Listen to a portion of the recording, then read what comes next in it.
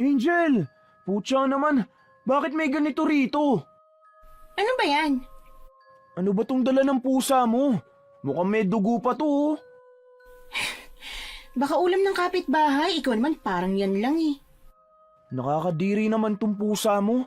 Tapos ang hilig-hilig mo pang halik-halikan yan sa labi. Hoy! Excuse me lang malinis naman tong pusa ko, no? Malinis ka dyan. Hindi mo ba alam na kinakain niya ng sariling dumi niya? Kadiri ka naman, ang linis-linis kaya ni Muning. Diba Muning? Cute-cute naman yan eh. Kaya ayoko minsang tumambay dito eh. Nakakairita yung pusa mo. Ayoko talaga sa pusa. Ayaw ka din naman ni Muning Ikaw lang tong punta ng punta dito sa dorm ko kahit alam mo naman na bawal ang lalaki rito. Sino ba ang chat ng chat na samahan ko kasi creepy ang dorm mate? Oo na, ako na. Sorry na, okay? Samahan mo na muna ako rito. Baka ano gawin sa akin ng babaeng yun eh. Ang praning mo talaga. Sasamahan lang kita dito kung lilinisin mo yung pusa mo. Pakitapon niyang kadiring may dugo pa na supot na yan, please. Nasusuka ako eh. Inirapan na lamang ni Angel ang kaibigan nitong si Mike. Hindi niya alam kung tama ba na gamitin ang salitang kaibigan sa lalaki dahil alam naman nitong may malinding ugnayan silang dalawa. Ang problema lang ay wala silang tinatawag na label. Basta masaya sila at yun lang ang mahalaga sa babae sa oras na yon. Hindi rin naman kasi nagtatanong ang lalaki kung ano sila kaya wala rin itong panghahawakan kung sakali. Ilang taon na rin silang magkakilala ng lalaki.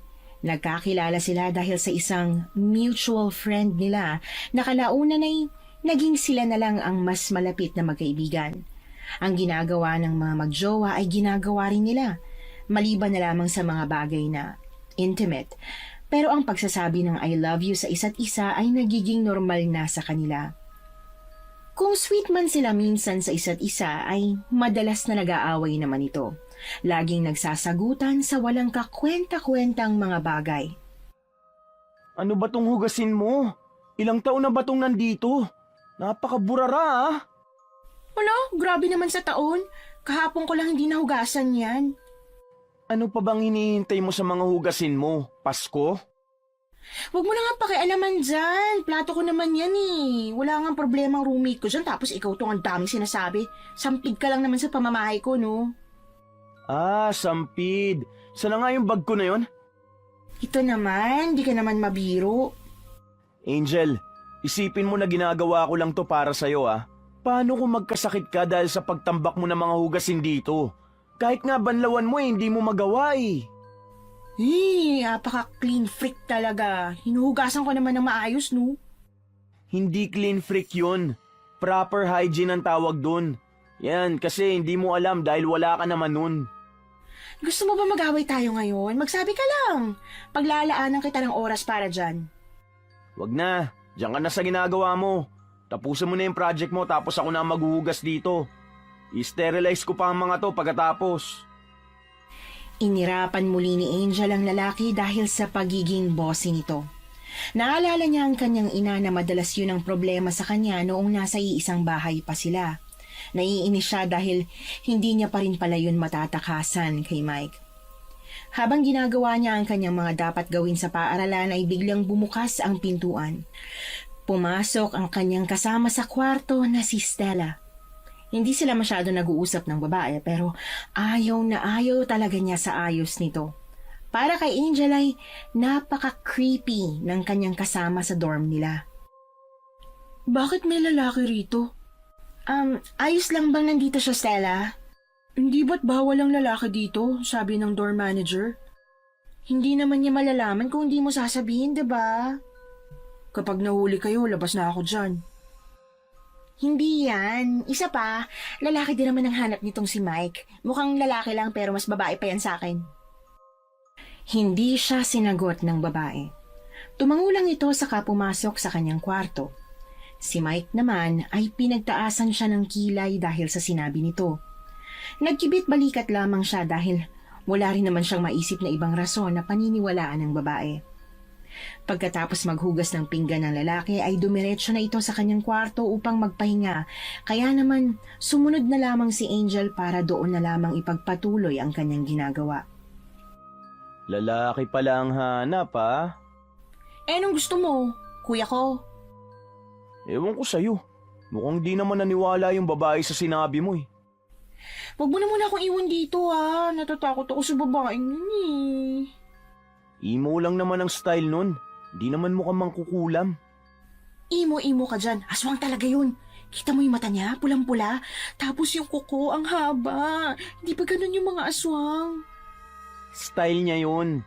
Hindi mo ba alam ang kasabihan? Anong kasabihan?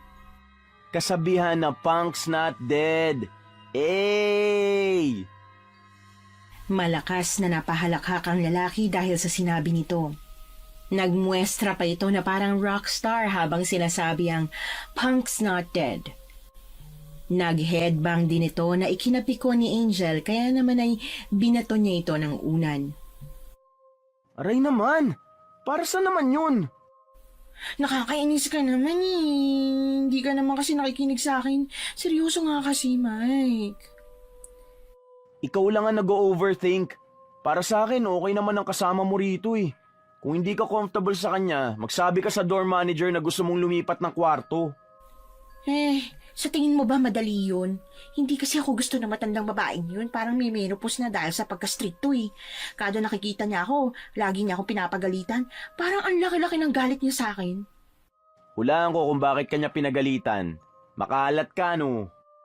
Hindi Kukunin ko naman yung mga basong ginamit namin ng kaibigan ko sa sala pero kung ano-ano nang sinabi ng matandang bruwang yun. Sabi na eh, hindi naman magagalit yan kung wala kang ginagawa. Need mo na talaga baguhin yung ugali mo. Hindi ko yun kasalanan, no. Sadyang hinahanapan niya lang talaga ako ng butas para mapagalitan. Ay nako, ewan ko sa yung babae ka. Matutulog na ako dahil maaga pa ako bukas. Ay, nagpasama nga ako sa'yo tapos tutulugan mo ko. Paano kung may gawing masama sa akin yung babaeng yun? Sino makokonsensya dahil nakatulog? Ang takot, gawa lang ng imahinasyon yan. Ang aswang, mga kwento-kwento lang. Paano mo mapapaliwanag yung kasama ko? Sa isip mo lang yan. Alam mo, it's better na matulog ka na rin. Kung ano-anong pumapasok sa isip mo eh. Nagmukmok na lamang si Angel matapos yun sabihin ng lalaki. Hindi na ito nag-abala pang ayain siyang matulog sa tabi nito. Kahit naman naroon sa kanyang tabi ang lalaki ay hindi pa rin maalis sa kanyang isipan ang kakaibang nangyayari sa mga nakalipas na gabi sa kanya. Nagigising na lang kasi ito ng madaling araw dahil sa kaluskos na nagmumula sa labas ng kanyang kwarto. Ang kanyang pusa na si Muning ay katabi naman ito matulog kaya naman hindi pwedeng ang kanyang pusa ang gumagawa ng kaluskos na yon. Ilang gabi na siyang hindi pinapatulog ng kaluskos na yon. Wala namang ibang pwedeng sisihin kung hindi ang kanyang kasama sa loob ng dorm. Ang kanilang dorm ay apartment type. May kwarto, kusina, hapag, maging palikuran.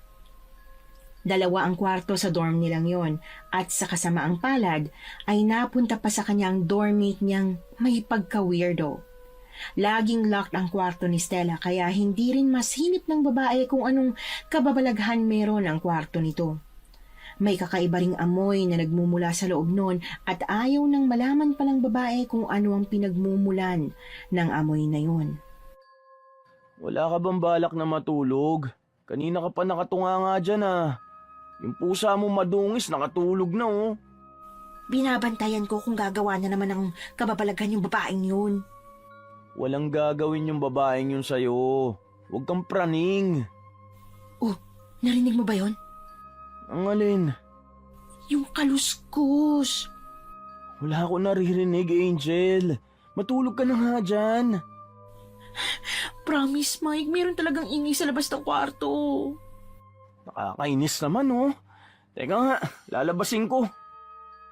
Gaya ng sinabi ni Mike ay agad itong bumangon upang lumabas ng kwarto.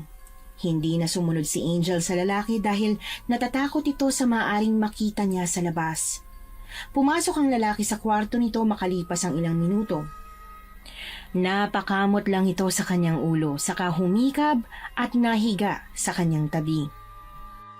Oh, anong nakita mo? Wala. Sadyang praning ka lang. Eh bakit ka natagalan sa labas? Nakita mo si Stella na may ginagawang kababalaghan, no?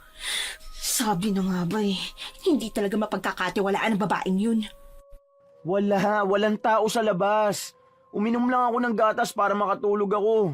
Ikaw kasi, ayaw mo maniwala sa akin na wala ngang aswang o kung ano man dito sa dorm mo. Hulo, chinik mo bang mabuti? Wala ka ba talaga nakita? Ano naman ang magiging benefit nun sa akin kung magsisinungaling ako sa'yo? Hindi ko alam sa'yo. Ewan. Pero ano yung narinig ko? Naiinis na ako sa paulit-ulit na sinasabi mo ha. Hindi na ako natutuwa. Please lang, matulog ka na. Baka dahil sa pagpupuyat mo lang na yan kaya may naririnig kang kung ano-ano. Napabuntong hininga ang babae saka pinilit nito ang sariling makatulog kahit na marami itong iniisip tungkol sa ingay na yon. Lumaki si Angel sa probinsya kaya naman ay madali siyang maniwala sa mga aswang, maging sa mga elemento sa paligid. At magbuhat nang dumating siya sa dorm na yon ay kung ano-ano na ang kanyang iniisip na maaaring mangyari sa kanya.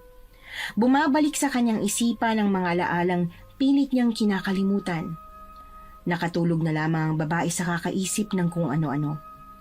Kinaumagahan ay nagising na lamang si Angel sa sunod-sunod na katok sa labas ng kanilang unit. Napakamot ito sa kanyang ulo sa katiningnan ng orasan na nasa gilid ng kanyang higaan. Nanlaki ang kanyang mga mata nang makitang 9:00 na yon ng umaga.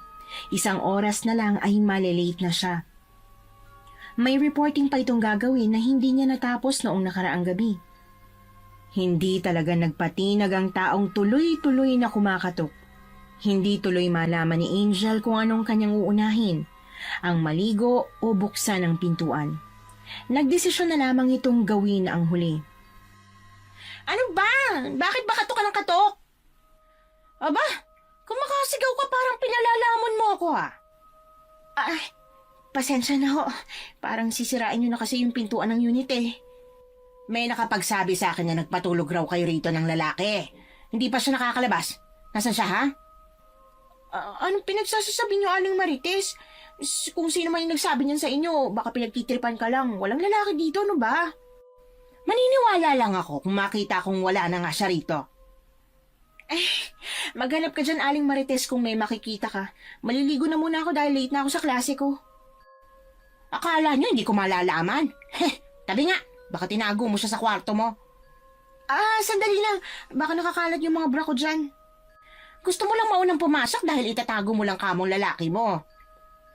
Saan ko naman itatago, Aber? At bakit ako pinagbibintangan niyo? Wala nga akong dinadalang bisita dito eh. Bakit hindi mo unahin dyan sa kabilang kwarto? Alam ko na ayaw mo kay Stella kaya sinisiraan mo. Sus! Alam ko na nga mapaganyan mo eh. Umiling-iling pa ang matandang babae habang sinasabi niya yon kay Angel. Si Angel naman sa kabilang banda ay palihim na tinago ang maliit na sticky note na nasa kanyang bedside table na malamang sa malamang ay iniwan ni Mike para sa kanya.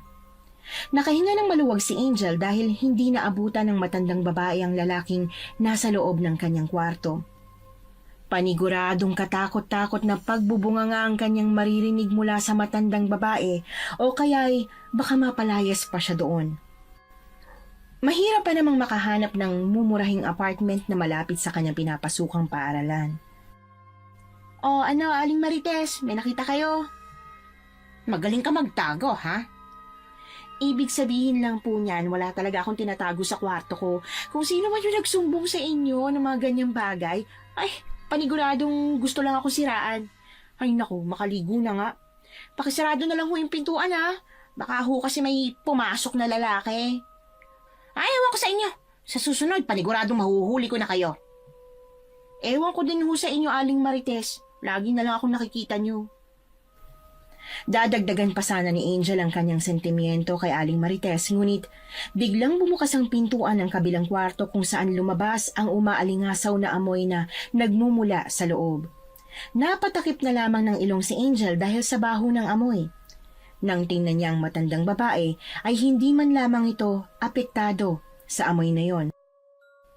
Oh, ang aga mo yata ngayon, Stella. May exam po kasi kami. Bakit po pala kayo nandito? May nakapagsabi kasi sa akin na may lalaki dito sa loob ng dorm eh. Nakita niyo po ba? Hindi nga eh.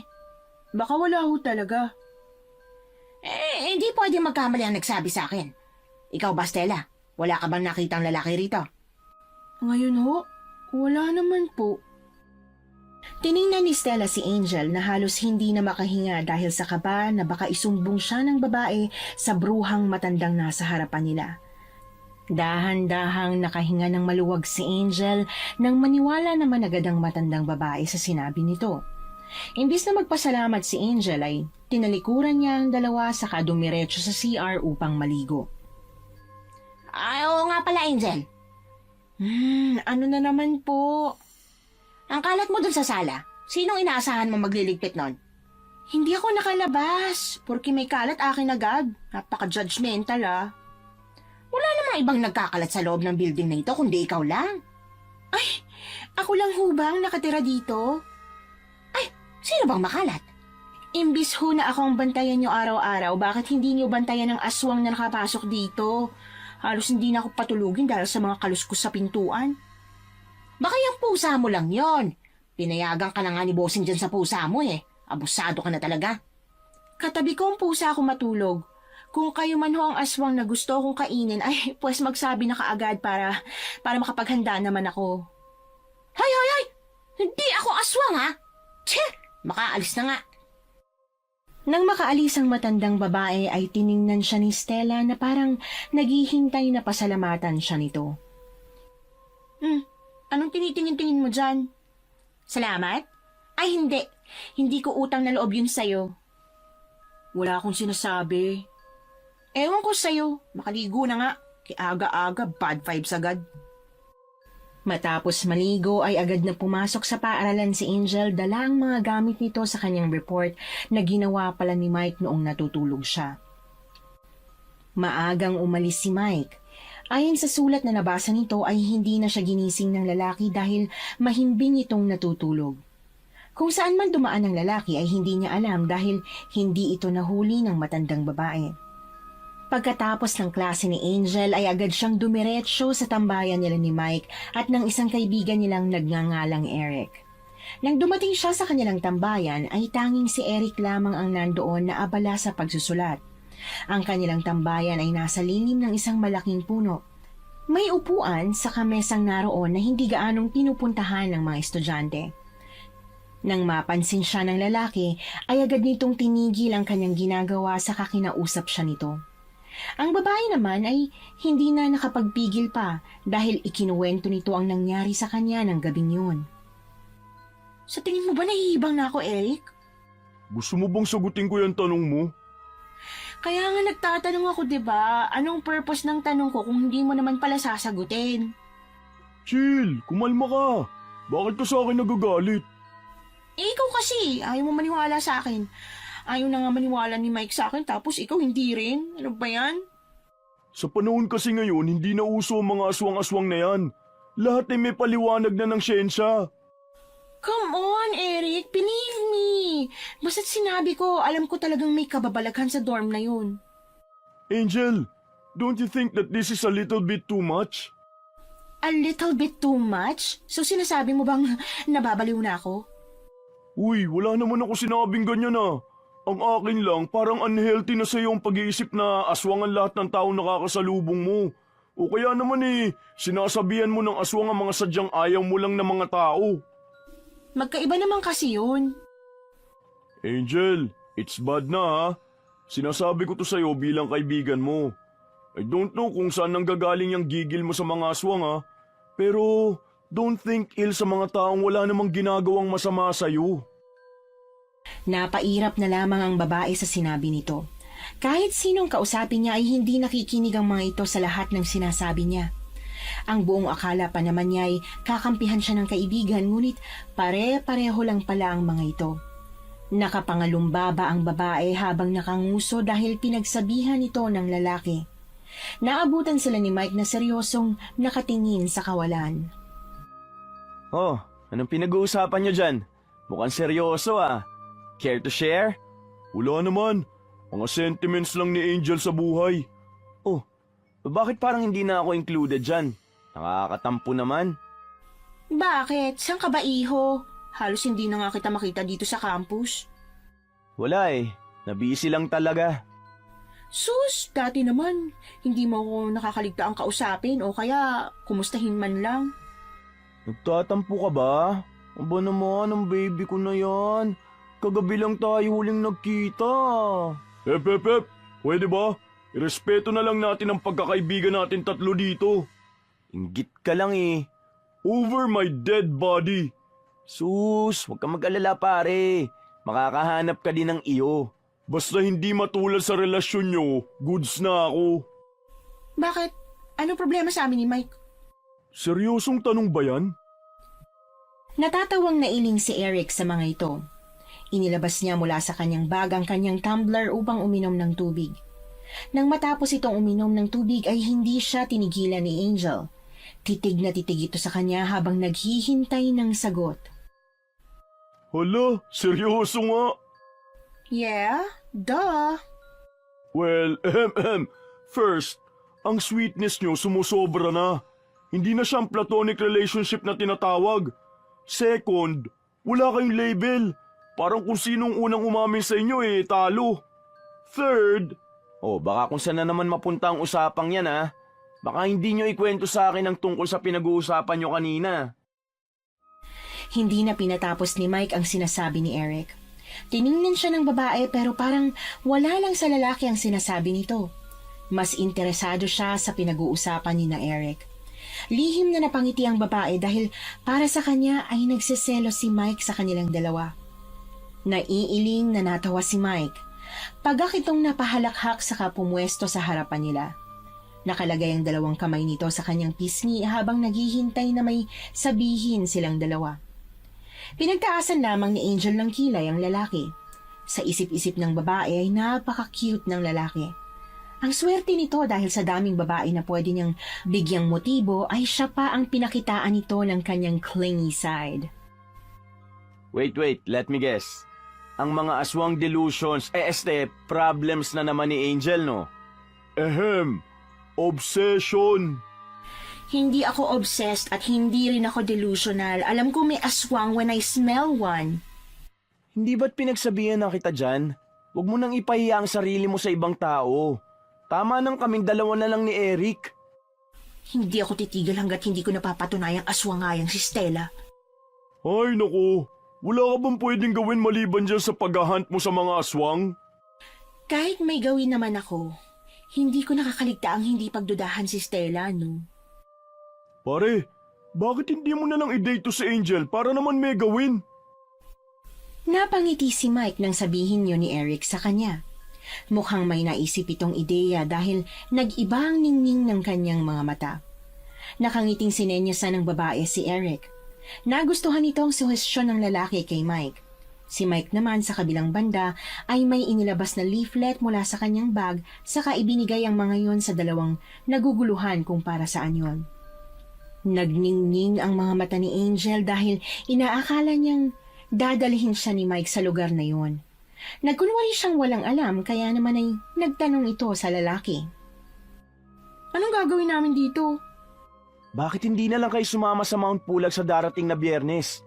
May tree planting activity ang organization namin. Pwede kayong mag-invite ng sasama.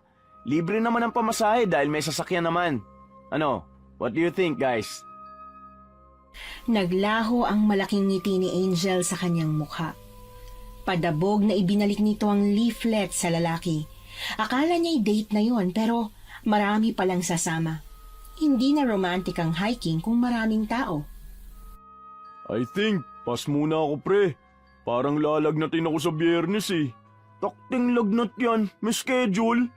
Ano ba kasi yung gagawin dun? Magtatanim nga ng puno. Yun lang?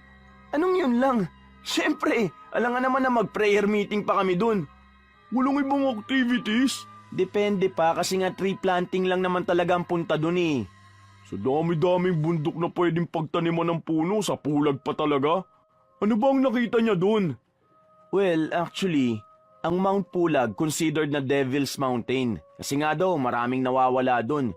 Pero according naman sa source ng organization, endangered na ang Mount Pulag dahil sa sunod-sunod na forest fire. Kaya dun yung gusto magtanim ng puno? Yup. If ever na makasecure kami ng permission letter sa Academic Affairs Director, may camping na magaganap. 2 days tayo dun. Nakapangalumbabang tiningnan ni Angel ang dalawang nag-uusap. Napabuntong hininga ito habang tinitingnan ang picture ng bundok na nais puntahan ng lalaki. Parte ng isang organisasyon ng lalaki na naglalayo na pangalagaan ang kalikasan. Aktibo ito sa mga clean-up drive o kung anumang bagay na konektado sa kalikasan. Para sa lalaki ay dapat na pagtuunan ng pansin ang paligid. Napansin ng dalawa ang kanyang titig sa leaflet na nasa mesa. Ilang beses pa itong nakabuntong hininga bago siya tinapik ni Mike sa balikat nito. Ayos ka lang ba? Sumama ka na sa Pulag. Wala ka na rin namang gagawin, di ba? Sumama ka na, please. Sumama ka na, Angel. Kung sasama ka, sasama ako para naman hindi mo na muna isipin ang mga aswang-aswang na yan. Well, kung ganun naman pala, sasama na ako. Ayaw ko muna makasama ang aswang doormate ko sa loob ng 2 araw.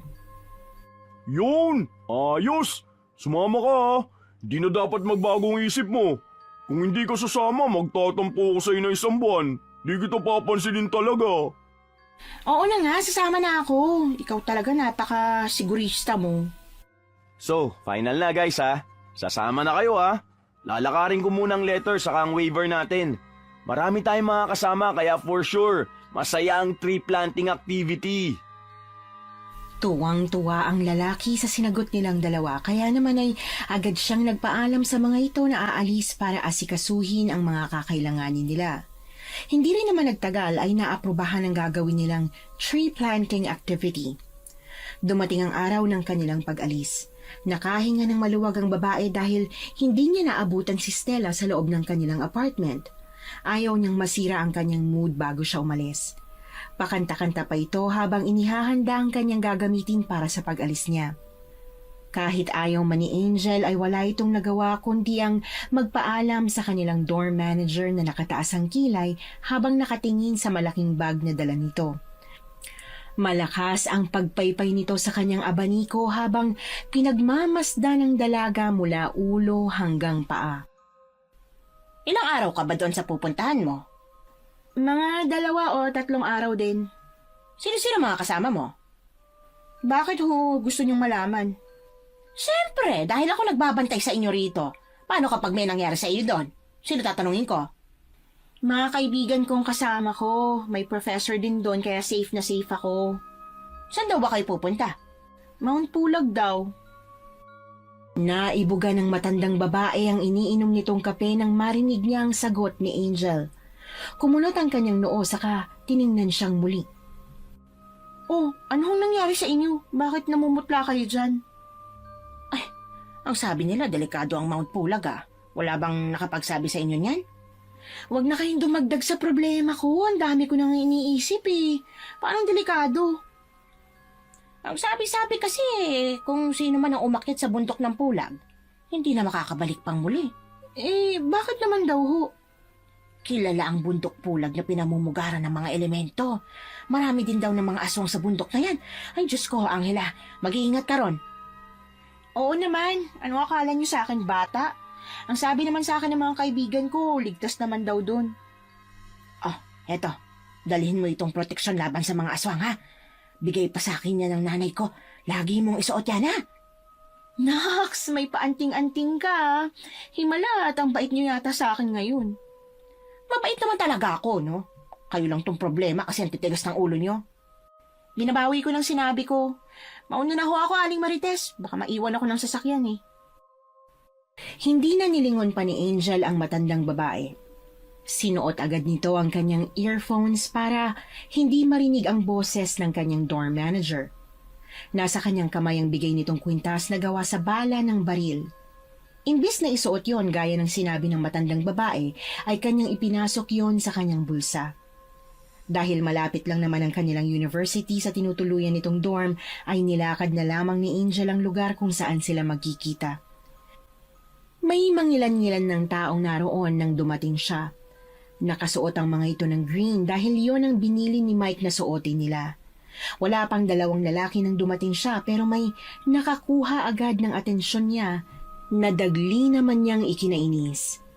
Nang makita niya ang dalawang paparating ay agad niyang nilapitan si Mike saka kinurot sa tagiliran nito. Bakit naman kasama natin ang babaeng yan? Late ko na nalaman na part pala ng organization si Stella. Kaya, charan! Nandito siya. Sumama pa naman ako dahil gusto kong makalayo muna sa kanya tapos dito din pala siya. Ay, kung sinuswerte ka nga naman. Tama na nga yung karereklamo mo. Magtira ka para mamaya. Ewan ko sa'yo. Mauna na ako sa bus. Inirapan niya ang dalawa, saka pumasok agad sa bus na huminto sa harapan nila. Pumwesto si Angel sa may bintana. Imbis na sa kanya tumabi si Mike ay pinili nitong tabihan ng taong kinaiinisan niya. Dumagdag pa ang kanyang inis nang umupo si Eric sa kanyang tabi. Dito na lang ako uupo ah. Kawawa ka naman kasi. Pinagsasasabi mo dyan. Kung nakakamatay lang ang tingin, baka pinaglalamayan na yung si Stella ngayon. Nakakainis kasi. Alam naman niya na ayaw ko sa babaeng aswang na yun tapos pinasama pa niya. And worst, siya pang tinabihan niya sa upuan. Tinawanan lamang siya ng lalaki saka naglaro sa dala nitong cellphone buong biyahe. Si Angel naman ay natulog na lamang, imbis na panlisikan ng mata si Mike na masayang nakikipag-usap kay Stella. Ilang oras inabot ang kanilang biyahe. Nagising si Angel dahil sa pagtigil ng makina ng sasakyan. Nagtayuan ang mga nakasakay doon upang lumabas ng sasakyan.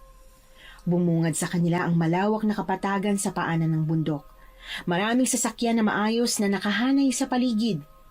May lumapit sa kanilang matandang lalaki na may malaking ngiti sa labi. Kayo ba mga estudyante ng San Carlos? Opo, kami nga po. Kayo po ba si Mang Dodong? Ako po si Mike, ang kausap niyo sa telepono. Ako nga iho. 3 araw ba talaga kayo dun sa taas? Kung matapos po namin itanim ang 200 punla na dala namin, baka bababa rin po kami agad. Sa bagay, marami rin naman kayo eh. Kailan ba magsisimula magtanim? Ngayon na ba? Bukas na ho yata. Medyo alanganing oras na ngayon eh. Mag-aayos na lang ho kami ng mga gamit namin sa itaas. Ang bilin ko lang sa inyo huwag niyong gagawa na masama ang gubat ha. Kapag aakyat kayo, umakyat lang. Huwag rin kayo mag-iingay. Makakaasa ho kayo. Ay, oo nga pala. Bago ko makalimutan, huwag na kayong pumunta sa kung saan-saan kapag pumatak na ang 11:00 ng gabi. Bakit naman po? May mga aswang ba rito? Aswang, isa mo naman napulot yan, iha. May nakapagsabi po sa akin. Mga ligaw na hayop lang ang pinag-aalala ko. Bandang 11:00 din kasi ng gabi wala nang bantay sa taas. 30 minuto din kasi ang pahinga ng mga bantay na narito bago bumalik ulit sa pagpapatrol. Maraming ibinili ng matandang lalaki habang paakyat sila sa bundok. Hindi gaanong mahirap ang daan paakyat sa site na pupuntahan nila. Napag-alaman nila na ginawang golfing area ang malaking kapatagan sa baba ng bundok kaya maraming sasakyang naroon. Ang patag ay tinatawag nilang Station 1, habang ang site naman kung saan sila magka-camping ay tinawag nilang Station 2. Paano po kapag may emergency? Sinong tatawagan namin? May radio naman dyan sa guardhouse. Nasa baba lang naman kami kung sakaling may kailangan kayo. O siya, naiwan ko na muna kayo ha. Kayo na ang bahala dito, total. Malalaki na rin naman kayo eh. Sige ho, maraming salamat po. Nilibot ng matandang lalaki ang kanyang paningin sa kabuuan ng lugar bago tumango sa kanila at tuluyang umalis sa site na yon. Nang wala na sa kanilang paningin ng lalaki ay doon lamang kumawala ang buntong hininga ni Eric. Pumunta ang lalaki sa lilim ng isang puno saka pasalampak na umupo sa damuhan. Ang weird naman ng activity na to. Pangalan ng school ang dala natin pero ni isang professor wala sumama. Bukas pa naman kasi ang actual activity. For now, let's explore Mount Pulag muna. Libutin muna kaya natin ang Station 2 para naman maging pamilyar tayo sa lugar na to. Excuse me lang, Mike. Okay lang ba na hindi sumama? Hindi pa kasi maayos ang pakiramdam ko eh. No problem, Stella. Gusto mo bang magpahinga na lang? Teka, Set up natin ang tent mo. Wag na, ako na. Magpapahinga na lang muna ako dito sa lilim ng puno, then isi-set up ko na lang yung tent na dala ko. Masyado kayong komplikado mga babae. Kapag sinabi niyong kaya nyo, hindi nyo talaga kaya yun. Kapag sinabi nyo naman na hindi kayo okay, okay kayo. Kabaliktaran naman talaga ang ibig nyo sabihin eh. Nilingon ni Mike ang mga lalaking kasamahan nila na inilapag ang mga kagamitan sa damuhan. Maging ang binata ay ganoon din ang ginawa. Boys, tulungan nyo na lang muna ako mag-set up ng mga tent para naman tuloy-tuloy ang pahinga natin mamaya. Medyo mahaba-haba rin ang biyahe natin eh. Hindi naman nagdalawang isip ang mga ito na siyang agad na tumalima sa inutos ni Mike. Ang ilang natira na walang ginagawa ay inutusan ng lalaki na ilabas ang mga punla sa bus na sinakyan nila. Abala ang mga taong naroon sa kanya-kanya nilang mga gawain. Nang matapos iset up ng mga lalaki ang tent ay napakunot ang noo nito habang binibilang ang naitayo na nilang tent. Oh shoot, kulang ang tent na dala natin. Baka pwedeng by pair na lang tayo para kasya ang lahat. Siyam lang pala ang may dalang tent tapos 13 pa pala tayo. Mike, pair na lang tayo. Ay, namain ko na yung boyfriend mo na walang label. Akin na muna siya. Che, manahimik ka nga dyan. Hindi naman ikaw ang kausap ko eh. Angel, pwedeng kay Stella ka muna. Ang awkward naman kung babae at lalaki magkasama sa tent, hindi ba? Alam mo naman na ayaw ko sa babaeng yun, diba? Oh, sinabihan naman kita magdala ng tent. Nagsabi akong wala, diba? Now what? Ikaw to nagyaya sa akin dito, no? Sige, ganito na lang. Isi-set up namin ni Eric ang tent malapit sa inyo para once na may gawin siya sa'yo, malapit lang kami. Inis na napakamot ng ulo si Angel sa sinabi ng lalaki. Ang ilang naroon ay nakatingin lamang sa kanila habang nag-aabang ng maaring sabihin ng dalaga, ngunit hindi na lamang ito nagsalita. Napansin naman ni Eric ang pananahimik nito kaya inaya siya ng lalaki na tumulong sa paghahakot ng seedlings na gagamitin nila para sa kanilang tree planting kinabukasan. Napadaan pa ang mga ito sa bahay ni Mang Dodong upang magbanyo. Nagulat pa ang mga ito sa kanilang nadatnan na pinag-usapan pa nila hanggang sa kanilang pag-akyat sa campsite. Ngayon ko lang nalaman na sa labas pala ang CR ng mga tao dito. I get it. Probinsya kaya ganito. Paano kung gabi? Lalabas pa talaga para lang mag-CR? Ang creepy. Kaya ako ayokong tumira sa probinsya eh. Ganito pala dito. Sa probinsya din ako lumaki pero hindi naman ganito ang CR namin. Hamak naman na nakakonekta sa bahay. Sa kalagitnaan ng kanilang usapan ay hindi na nakapagpigil pa ang isang kasamahan nilang nakikinig. Napaka out of touch niyo naman. Hindi niyo ba naranasan yun once in your life? Magtatanong ba kami kung oo? Teka, bakit ka nga ba nakikisali sa usapan namin? Be sensitive and considerate sa nararamdaman ng iba, hindi sa inyo umiikot ang mundo. Tsaka mo na ako pagsabihan tungkol dyan sa opinion mo sa buhay kung hindi ka na mukhang aswang, ha? Ganyan talaga kapag miserable ang buhay, no? Sa ibang tao mo binubunto ng frustrations. Tell me, ano bang ginawa ko sa'yo para lagi mo akong pag-initan, ha? I don't even remember na may ginawa ako sa'yo na ikakagalit mo. Ikaw mismo ang ayaw ko. Sorry not sorry. Kung ayaw mo marinig ang boses ko, takpan mo na lang ang tenga mo. Habang nagtatalo ang dalawa ay hindi na nila napansin ang pagdating ni Mang Dodong. Maging ang ilan sa mga kasamahan nila ay sa kanilang dalawa ang buong atensyon. Malakas na boses ng matanda ang pumagitna sa kanilang sagutan. Ano ba kayo? Huwag na kayong mag-away dyan. Isa pa Biyernes ngayon. Baka may magambala kayo sa paligid. Nakakainis kasi yung babaeng aswang na yan, hindi marunong manahimik. Ako bang nakakainis? Kayo tong ang dami sinasabi. Sorry not sorry. Kung ayaw mo marinig ang boses ko, takpan mo na lang ang tenga mo. Tama na yan guys. Huwag naman kayo maging petty. Sino bang petty dito? Oh, ano nangyari sa inyo? Tara na dun sa baba, tapusin na natin itong mga kailangang hakutin. Saan ka na naman ba nanggaling? Lagi ka na lang wala kada may nangyayari dito. Naghanap lang ako ng signal. Tinawagan ko si Prof kung makakapunta, pero may emergency daw siya eh. Kaya tayo na lang. Isa pa, nandito naman si Mang Dodong para i-assist tayo. Kumain na ba kayo? May dala akong lutong ulam ni Mrs. Pasensya na kayo kung medyo konti lang yan ha. Pagsaluhan nyo na lang. Hindi na ho sana kayo nag-abala pa. Pero, di rin namin to tatanggihan. Maraming salamat ho. Matapos ibigay ng matandang lalaki ang ulam na dala nito, ay agad siyang nagpaalam na bababa dahil may gagawin pa raw ito. Dahil na rin sa pagod at gutom ay nagdesisyon silang maghapunan ng maaga. Kinain nila ang kanilang dalang mga baon, maging ang binigay na ulam ng matandang lalaki ay kanilang pinaghatian na rin. Maganang kumain ang mga ito maliban kay Angel na mas piniling kainin ang pagkain itong dala. Hindi siya gaanong kumakain ng mga pagkain gawa ng ibang tao, lalo na at hindi nito nakikita kung paano yun ginawa.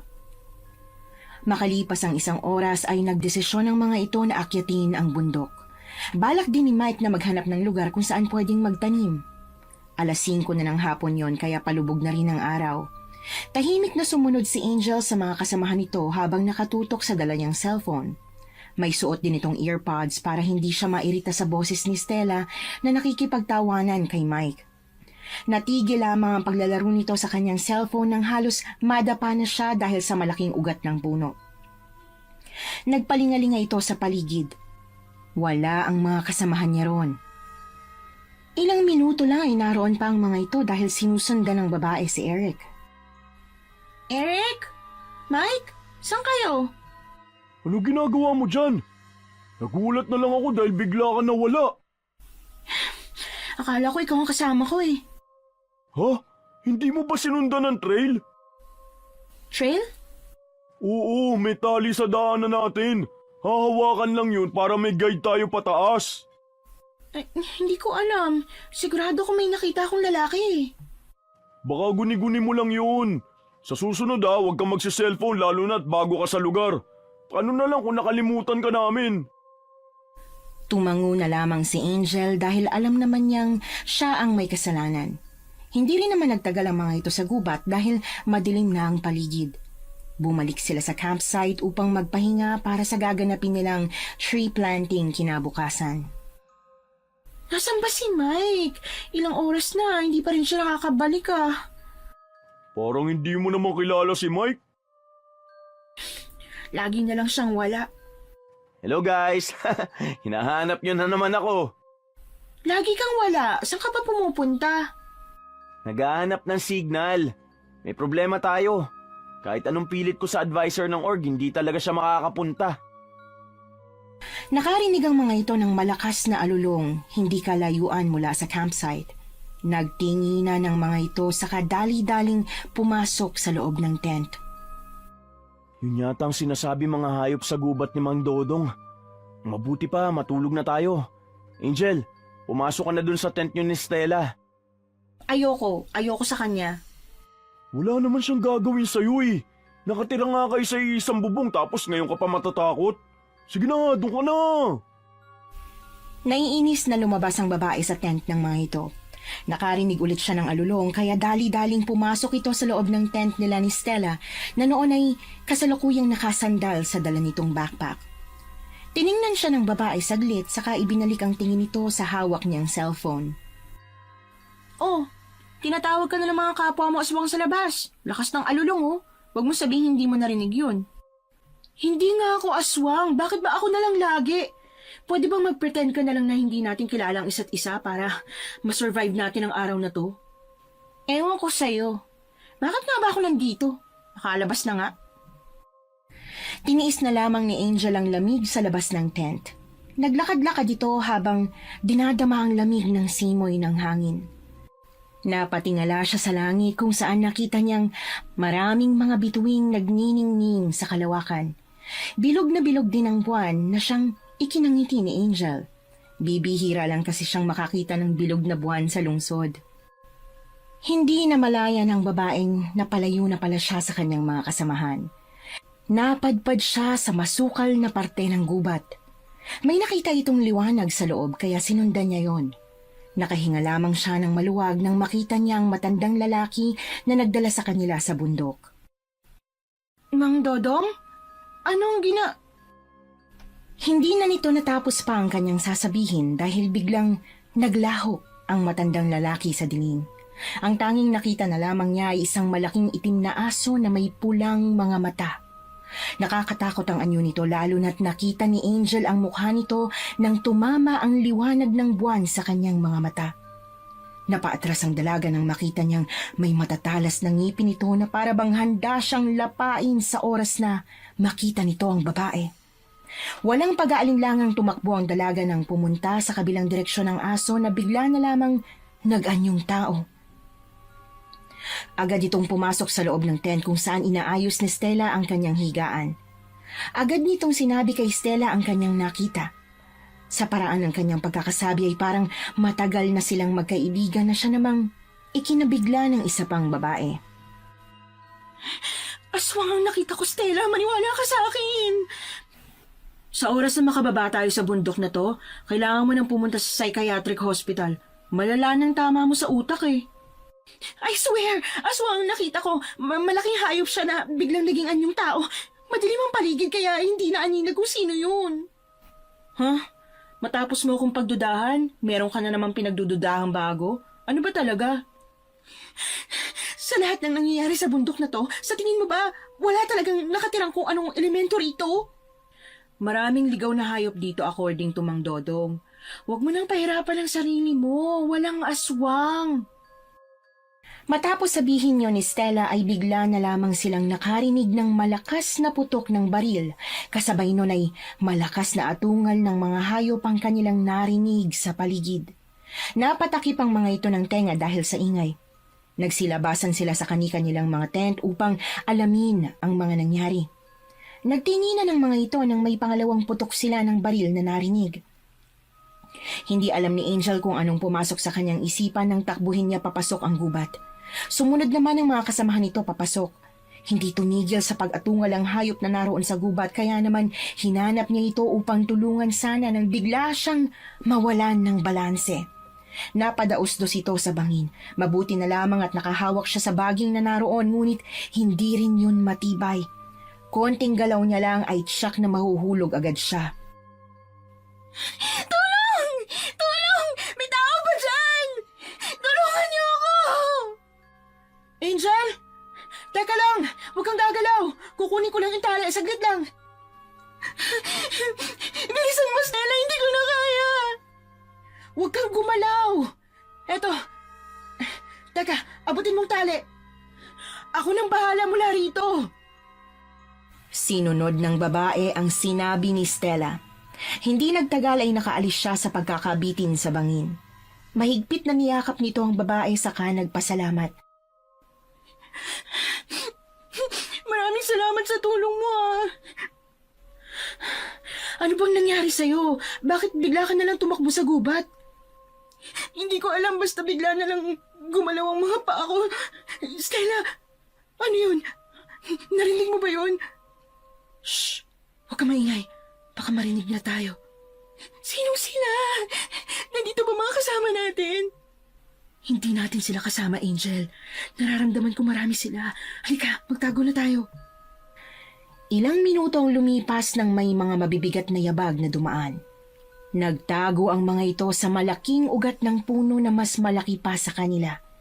Nang silipin ni Angel ang dumaan ay halos manlaki ang kanyang mga mata. Hindi mga tao yun. Halos lumuwa ang mga mata nila nang makita nila na may dala itong lalaki na duguan.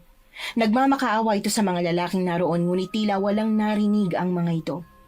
Matapos ang isang malalim na saksak ay hindi na nakapagsalita pa ang lalaki.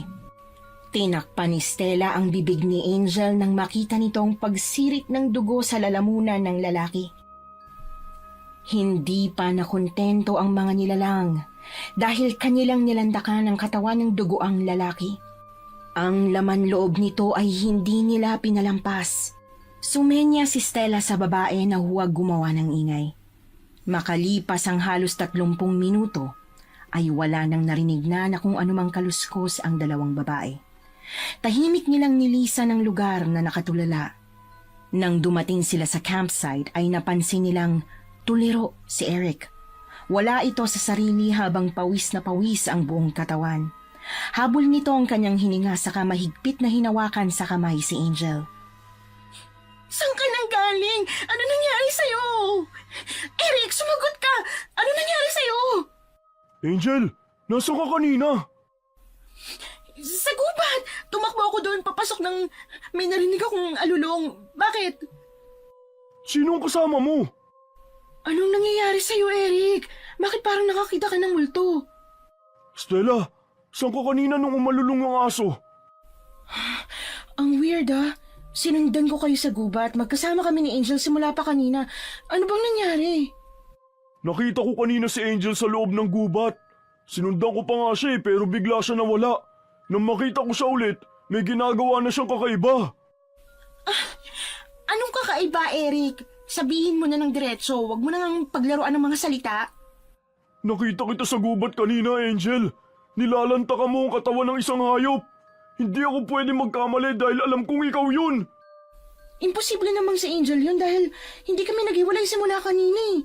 Sa katunayan pa, may nakita siyang malaking aso kanina sa gubat bago pa umalulong yung mga hayop. Lalaki? Oo, lalaki. Gaya ng nakita mo, nakita ko rin yung lalaki na may kinakain na hayop sa gubat. Sa tingin ko pinaglalaruan tayo ng kung anumang elemento dito sa gubat. Hindi sino? Matapos sabihin ni Stella yon ay nakarinig na naman sila ng mga alulong. Hindi gaya ng naunang alulong ay mas malakas yon. Nagkatinginan ng tatlo nang biglang may sumugod sa kanilang malaking aso. Yon ang nakita ni Angel sa gubat ilang oras nang nakalilipas. Hindi siya makagalaw sa kanyang kinatatayuan. Ang kanyang dalawang kasamahan ay nasa damuhan na may sugat sa ilang parte ng kanilang mga katawan. Dahan-dahang napaatras si Angel. Hindi nito namalaya na may isang maitim at malaking lalaking nasa kanyang likuran. Gamit ang mahahabang kuko nito, ay marahas nitong sinugatan ang braso ng dalaga. Angel, takbo! Tumakbo ka na! Paano ka? Hindi kita iiwan dito, no? Huwag mo ako isipin. Ang mahalaga makatakas ka sa lugar na to. Hindi kita iiwan dito. Hihingi ako ng tulong. Lakad-takbo ang ginawa ni Angel. Hingal na hingal nitong pinuntahan ang walang katao-taong guardhouse. Hinanap niya ang numerong naroon sa directory sa katinawagan ng cabin kung saan naroon si Mang Dodong. Ilang beses itong tumawag ngunit walang sumasagot. Sa kabilang banda ay tahimik na bumuga ng sigarilyo si Mang Dodong habang tinitingnan ng teleponong tunog ng tunog. Hindi mo ba sasagutin ang tawag na yan? Hayaan mo na muna sila maglaro doon sa itaas. Bakit? Nag-aalala ka ba sa kanila? Alam mo naman kung anong gusto kong gawin at mangyari sa kanila eh. Muntik na nilang malaman ang sikreto mo. Bakit kasi hindi mo napigilan yung kalam na sikmura mo? Alam mo kung gaano katagal na nagtiis na kumain ng pagkain nila. Hindi ko na napigilan pa ang gutom. Hindi naman nila ako nahuli. Sa ngayon, hindi ko gusto ang isang babaeng kasama mo. Mabilis siya magduda. Mabilis siya makaamoy ng aswang. Ginagawan ko naman ng paraan. Lahat ng pwede kong gawin upang takutin siya ay ginawa ko na. Sadyang matigas lang talaga ang ulo ng babaeng yun. Hindi mo ba gagawa ng paraan ng bagay na yan? Napapahamak ang lahi natin dahil sa babaeng yun. Huwag kayong mag-alala dahil may naisip akong pwedeng gawing panakot sa kanya. Suko na si Angel sa kanyang tinatawagan hanggang sa naisipan niyang kontakin ang kanilang landlady. Wala na itong ibang malalapitan maliban sa matandang babae. Naalala nito ang kanyang babala tungkol sa gubat ngunit ipinagsawalang bahala niya yon noong una. Ilang pag-ring pa sa telepono ang narinig nito bago may sumagot sa kabilang linya. Hello? Aling Marites? Hello, sino to? Gabing-gabi na naghahanap ka pa rin ng ka-callmate. Wag ako. Doon ka na lang sa may call center. May night shift doon. Aling Marites! Ako to si Angel! Tulungan niyo kami, Aling Marites! Tumawag kayo ng mga pulis, pakiusap po! Prank call ba ito? Pwede ba, miss? Wag ako. Magbe-beauty sleep na ako at wag mo na ako istorbohin. Aling Marites, please! Huwag mo ibaba ang tawag, please. Pakiusap mo. Ako to si Angel, yung makaalat. Ako to si Angel, yung lagi niyong pinapagalitan. Please, Aling Marites, tulungan mo kami. Hindi ko mahanap yung ilang mga kasamahan ko. Si Stella, tinangay ng isang lalaki. Hindi ko siya kilala. Aling Merindes, please tulungan niyo po ako. Putya, Angela! Ano ba ginagawa niyo sa gubat? Hindi ko po alam eh. Wala na po ako maalala. Yung nagbabantay dito, hindi ko makontak. Please, Aling Merindes, tulungan niyo po kami. Sinasabi ko na nga, be. Oo nga pala, suot mo ba yung kwintas na bigay ko? Sa tingin ko, hindi mo sineryosong sinabi ko sa'yo. Kung nasa iyo pa ang kwintas na yon, suotin mo na agad habang tumatawag ako ng pwedeng sumaklolo sa inyo dyan. Aling Merindes, natatakot po ako. Ayoko na rito. Lakasan mo ang loob mo. Huwag kang magpapadala sa kahit na anong tukso. Gagawin kong lahat para maibalik kayo rito ng ligtas. Nang hihinang napaupo si Angel sa sahig. Siniksik nito ang kanyang sarili sa sulok habang umiiyak. 6 na oras lang ang nakakaraan noong payapa pa nitong binabaybay ang daan, ngunit nang sandaling yun ay hindi na nito maintindihan ng mga pangyayari. Masyadong magulo at masyadong mabilis ang lahat ng mga kaganapan. Habang tahimik itong nagdadasal ay naamoy niya ang pamilyar na pabango. Kasunod noon ay ang boses ng kanyang kaibigan. Agad siyang tumayo sa kanyang pinagtataguan. Mike? Mike, ikaw ba yan? Angel? Angel! Ikaw nga! Salamat naman at ligtas ka. Nasaan ang mga kasamahan natin? Nasaan sila? Bakit ikaw lang ang mag-isa rito? Mike, hindi ko na alam. Basta ang naalala ko na lang, nagkahiwa-hiwalay kami. Inatake ng aswang ang kaibigan natin. Saan ka ba nanggaling, Mike? Naligaw ako sa gubat, Angel. May humabol sa akin malaking aso. Nag-anyong tao rin ba siya? Anyong tao? Ibig sabihin na hindi ako namamalikmata sa nakita ko. Si Eric nga yun. Eric? Anong Eric? Si Eric ang aswang? Habang naliligaw ako sa gubat kanina, may narinig akong boses na nag-uusap. Hindi ako sigurado kung sino-sino ang mga yon.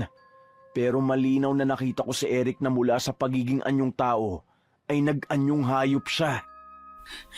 Hindi pwedeng maging si Eric yun. Napaka-imposible naman na si Eric ang aswang.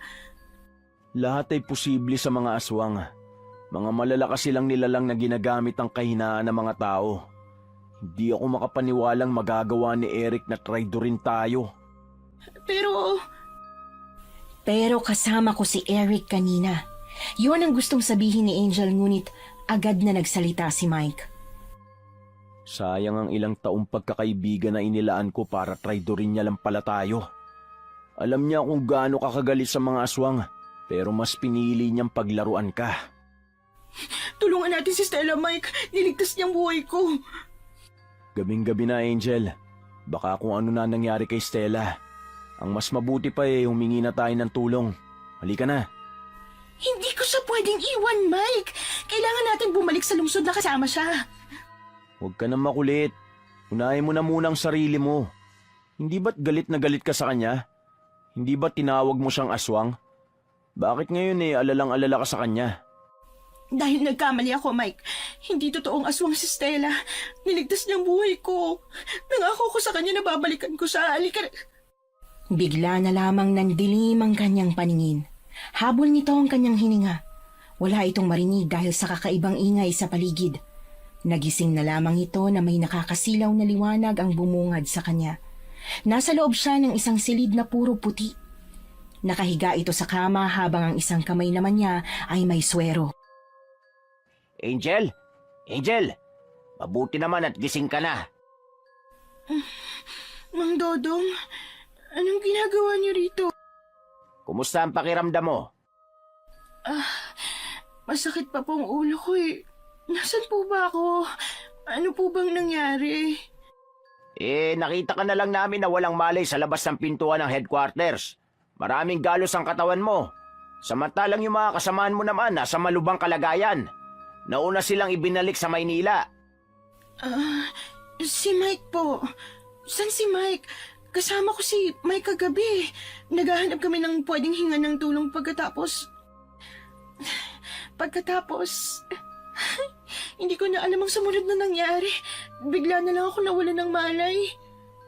Huwag mo nang isipin ang mga bagay na yan. Tapos na ang lahat, kaya ang mabuti pa magpahinga ka na. Dahil may susundo sa'yo para daling ka pabalik sa lungsod. Matanong ko lang po, natukoy na ba kung ano yung umatake sa amin kagabi? Nag-iimbestiga pa ang mga pulisya sa paligid. Wala nakakaalam kung ano nangyari dahil walang mali ang mga kasamahan mo. Ikaw sana ang balak na tanungin ng mga kapulisan, ngunit mukhang wala ka naalala. Sigurado kung hindi tao yung umatake sa amin kagabi, Mang Dodong. May iba pang nilalang sa gubat na yan. May halimaw doon. Magpahinga ka na, Angel. Dadaling ka mamaya pabalik sa lungsod. Kailangan mo ng lakas. Tumango na lamang ito dahil hinang-hina pa rin siya. Wala siyang naaalala ng gabing yun. Hindi malinaw sa kanya kung bakit napunta siya sa ospital gayong maayos naman ang kanyang pakiramdam noong nagdaang gabi. Gaya ng sinabi ni Mang Dodong ay inuwi na nga siya sa dorm nila. Ang kanyang mga kasamahan ay hindi pa rin daw gumigising ayon sa kanyang napagtanungan. Ilang araw siyang hindi lumabas ng dorm niya. Tanging si Aling Marites ang nag-aalaga rito. Nakarating sa kanilang eskwelahan ang nangyari kaya banned ang lahat ng activity sa labas ng paaralan. Kumusta ang pakiramdam mo? Medyo maayos na po. Paminsan-minsan sumasakit ang ulo ko. Hindi ko alam kung dahil ba sa gamot o dahil sa sugat ko. Magpahinga ka na muna. Mabuti na lang ligtas ka. Wala kang halos natamong mga galos, oh. Yung mga kasama ko po, kumusta po sila? May balita po ba kayo sa kanila? Ano pong nangyari sa investigasyon? Ang sabi sa akin, pansamantalang itinigil ang operasyon sa Pulag dahil hindi pinayagan ng may-ari na galawin ng kapulisan ng bundok. Protektado rin kasi yun ng gobyerno kaya naman hindi na sila nagpumilit pa na tapusin ang investigasyon. Ano po? Hindi naman yata pwede yun. May halimaw sa gubat na yun na kailangang mahuli. Marami siyang nasaktan. Wala tayong magagawa, Iha. Huwag mo nang ipagpilitan pang alamin ang lahat. Ang mahalaga ngayon, nakauwi ka na ng ligtas. Ipangako mo sa akin na hindi ka na babalik doon, ha? Pasensya na ho kayo pero kailangang makamit ang hustisya sa nangyari sa mga kaibigan ko. Ilang araw pang lumipas nang nakalabas na ang mga kasama nito. Nakabalik si Stella sa kanilang dorm. Hindi gaya ng dati ay maayos na ang pakikitungo ni Angel sa babae. Magkasama na ang mga ito sa kanilang tambayan. Alam mo ba, naalala ko lang, hindi ko sinabi kay Mang Dodong o kahit na kaninong nakita ko. Habang inaatake ako ng halimaw na yon, nasugatan ko siya sa bandang batok niya gamit ang maliit na ice pick na dala ko. Anong ibig mo sabihin? Angel, hindi halimaw sa gubat ang kalaban natin. Isa sa mga kasama natin ang aswang. Ano? Sino naman? May clue ka ba na pwede makapagturo kung sinong aswang na yun? Isa-isahin mo mga kasama natin. Tingnan mong bandang batok nila. Kung may makita kang sugat, tsak yun na nga ang hinahanap natin. Huwag mo itong sasabihin sa kahit kanino. Kailangan natin mag-ingat. Alam kong hindi dapat ako magsabi sa'yo nito pero huwag kang matiwala sa kahit na kanino. Kahit na kaibigan mo pa siya. Oh, mukhang seryosong usapan nyo Share naman dyan. Mike, ikaw pala. Kumustang pakiramdam mo?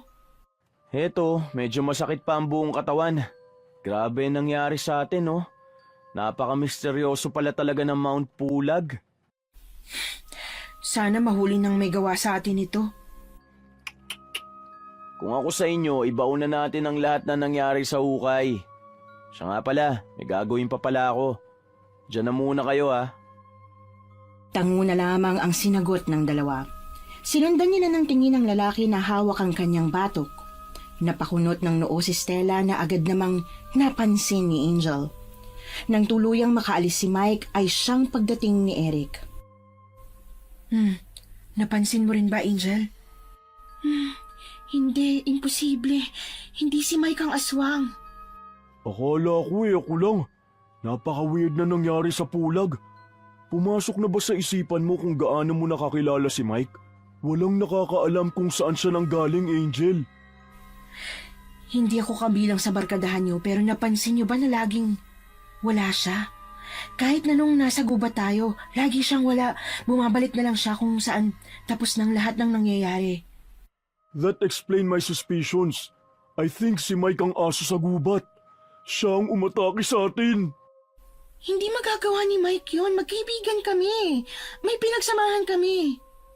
Baka ginamit ka lang ni Mike para sa pansariling interes niya. Baka ginamit niya lang ang pagkakaibigan natin. Hindi mawala sa isipan ni Angel ang sinabi ni Eric. Hindi niya gaanong kilala si Mike. Naging espesyal sa kanya ang lalaki. Ni minsan ay hindi niya ito pinagdudahan. Pero kung babalikan niya ang lahat ng nangyari ay tanging si Mike ang kaduda-duda sa kanilang samahan. Pabiling-biling sa kama si Angel, hindi ito makatulog kaya naman nagdesisyon siyang lumabas upang magpahangin. Dinala siya ng kanyang paa sa plaza na malapit sa kanilang dorm. Naupo ang babae sa unang upuan na nakita niya.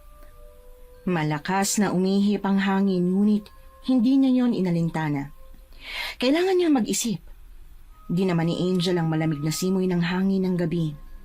Ilang beses itong nagbuntong hininga nang may maramdaman siyang mainit na hangin sa kanyang tabi. Alam niyang hindi siya nag-iisa kahit na nakapikit ang kanyang mga mata. Naniniwala ka ba sa kanila, Angel? Mike? Mike, bakit? Paano? Hindi na mahalaga yon. Naniniwala ka ba sa kanila? Mike, totoong aswang ka ba? Ayoko Oo, Angel. Aswang ako. Tirahan ko ang bundok pulag. Bakit mo kami dinala dun? Balak niyo ba kaming gawing pagkain niyo? Mike, bakit? Pinagkatiwalaan ka namin ah. Hindi, Angel. Dinala ko kayo para tulungan kami na ayusin ang bundok. Gusto ko lang naman ang sarili naming tirahan pero anong ginawa nila? Sinira nila ang bundok. Hindi ko binalak o ginusto ang nangyari. Sinungaling ka. Sinaktan mong mga kasamahan natin. Lumayo ka sa akin. Halimaw ka. Angel, let me explain. Hindi ko ginusto yun. Ginusto mo man o hindi, hindi kita mapapatawad. Sinungaling ka. Mabilis na tumakbo ang dalaga palayo sa lalaki. Agad siyang umuwi sa dorm sa doon umiyak. Naabutan niya si Aling Marites at Stella na nag-uusap sa loob ng kanilang apartment, ngunit hindi niya pinansin ang mga ito nang magtanong kung anong nangyari sa kanya. Hindi siya makapaniwala sa kanyang nalaman. Kahit magdahilan na lamang sana si Mike o hindi kaya'y magsinungaling na hindi siya aswang ay matatanggap pa ng babae. Mas masakit para sa kanyang malaman ang katotohanan kesa sa kasinungalingan. Pinagkatiwalaan niya ng husto ang lalaki ngunit ito pa pala ang aswang na matagal na niyang pinagdududahan sa ibang tao. Ilang araw siyang hindi pumasok sa paaralan upang mag-isip. Ayaw niyang makita o makarinig man lang ng balita tungkol sa lalaki ngunit tila mapaglaro ang tadhana dahil isang araw ay naglakas loob na kumausap sa kanya si Stella. Wala ka ba talagang balak na pumasok? Baka i-drop ka na niyan. Sayang naman. Malapit ka nang gumraduate oh. Kung ayaw mong sabihin sa amin ang problema, hindi ka naman namin pipilitin. Pero sana naman, huwag mong pabayaan ang pag-aaral mo. Nangyari nang nangyari. Hindi na natin may babalik pa yun. Stella, mapapagkatiwalaan ba kita? Hindi ko alam, basta nandito lang ako kung kailangan mo ko, ha? Ano bang problema, Angel? Stella, hindi ko alam kung paano ko to sasabihin eh.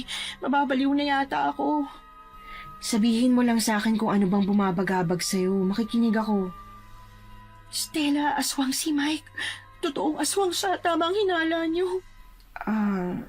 Actually, alam na namin ni Eric. Kinausap kami ni Mike. Humingi siya ng tawad. Ipinaliwanag niya sa amin ang lahat. Naniwala naman kayo sa mga kasinungalingan niya. Ang pagiging aswang lang yata niyang totoo eh. Maniwala man kami o hindi, walang magbabago. Aalis na si Mike. Iyon ang huling sinabi ni Stella bago ito magpaalam na aalis upang pumasok sa paaralan. Hindi na kasi ito kumibo nang sabihin yon sa kanya ng babae. Nabalitaan na lamang nito na lumipat na si Mike sa ibang eskwelahan. Walang nakakaalam ng dahilan ng kanyang paglipat maliban sa kanilang tatlo. May kutob si Angel na umiiwas sa kanya ang lalaki. Hindi na inalam pa ni Angel ang mga impormasyon tungkol kay Mike. Sa isip ni Angel ay paniguradong naghahanap na naman ang lalaki ng bago niyang mabibiktima. Ilang buwan ang lumipas nang mabalitaan nilang magkakaibigan na isinarado ng gobyerno ang camping site maging ang golfing field sa Mount Pulag dahil sa mga iligal na gawain. Napangiti ng mapait si Angel. Natupad ng lalaki ang hangarin nitong mabalik sa kanila ang kanilang tirahan. Kung naniwala lamang si Angel sa kanya, ngunit tapos ng lahat. Nagawa ni Mike yon na wala ang tulong ng babae. Sa tingin mo ba, masaya si Mike sa naging desisyon niyang iwan tayo? Alam kong matagal nang nangyari ang lahat pero hindi pa rin maalis sa isipan ko na ipinahamak tayo ni Mike sa bundok na yun. Kung totoong dinala niya lang tayo ron upang humingi ng tulong para maayos ang tirahan nila, nasagot ng mga katanungan ko. Talagang ginawa niyang lahat para maprotektahan ng mga kalahi niya. Sayang no, matalino, magaling at mabait si Mike. Pero naging problema lang niya, naging isa siyang aswang. Hindi naman lahat ng aswang masasama. Sadyang may mga bagay lang na hindi kayang tanggapin ng utak ng tao. Gaya na lang ni Mike. Dadating din siguro ang panahon na mapapatawad mo si Mike, Angel. Hindi na umimik ang babae. Itinoon nito ang kanyang atensyon sa hawak niyang dyaryo kung nasaan naroon ang mukha ni Mike na may malaking ngiti sa kanyang mga labi. Nakasaad sa balita na isa si Mike sa nanguna upang ipaglaban ang bundok. Kasabay ng pagsarado niya ng kanyang hawak na dyaryo ay siyang pagpasok ng matandang babae na may dalang merienda. Napansin nito na may kakaibang ningning ang kanyang mata. Noon lamang niya napansin na ibang mata ng matanda sa kanilang lahat. Ganoon ang matang meron si Mike. Tinitigan niyang mabuti ang matandang babae. Binigyan siya nito ng kakaibang ngiti na siyang nagpakunot sa kanyang noo. Mukhang seryoso kayo dyan ah. Bakit hindi mo na kayo magmerienda ha? Saktong-saktong dating niyo, Aling Marites. Mukhang good mood ka. May natanggap lang akong magandang balita. Maayos na raw kasi yung tirahan ng mga kaibigan ko, kaya pwede ko na silang mabisita kung kailan ko gusto. Mukhang masayang-masaya ang mga kaibigan niyo ha, Aling Marites. Masayang masaya. Napailing na lamang habang natatawa si Angel. Pinaglaruan na naman siya ng tadhana. Akala niya'y si Mike lang ang kilala niyang aswang. Isa rin pala si Aling Marites sa mga aswang na naghahangad ng tirahang mauuwian. Hawak ang bigay nitong anting-anting sa kanya ay ngumiti na lamang ito sa matandang babae. Hindi lamang ang buntok pulag ang misteryoso, kung hindi ay maging ang kanila ring dormitoryo.